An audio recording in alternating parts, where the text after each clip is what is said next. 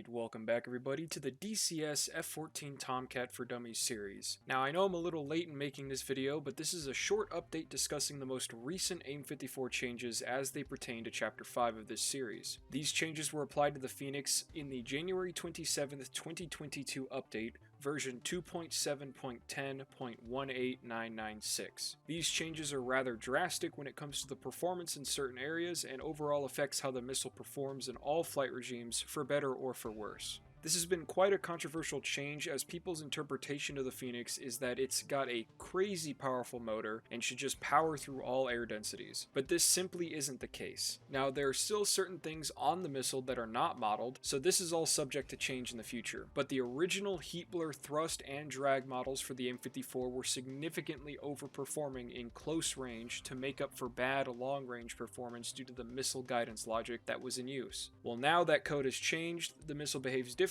and therefore needs to be modeled differently. This change has ultimately made the missile significantly more accurate to the real-life counterpart, while also frankly becoming worse with certain launch parameters in the game. Now I must clarify that these numbers are based purely on the aerodynamic modeling of the missile. As you can see, the effective range of the Phoenix, specifically the no escape zone, has been reduced, especially at low altitudes. It feels a lot like an AIM-7 Sparrow at those low altitudes now, and you may wonder why. Well, the AIM-54 Phoenix, as we all know, is a massive missile. Therefore it stands to reason that it has a lot of drag compared to something more streamlined like an AIM-120. And on top of that, while the AIM-54's motor burns for a very long time compared to other missiles, it isn't actually that powerful, so the thrust to weight is pretty minimal and the drag is very high. The reason the AIM-54 has its incredible long range is because of those high altitude launches that allow the missile to climb practically into low Earth orbit before crashing down into an opponent. These changes will force you to use the AIM-54 more strategically instead of just throwing them at the enemy at whatever range you feel like you could before. You will have to baby the missile more than you used to.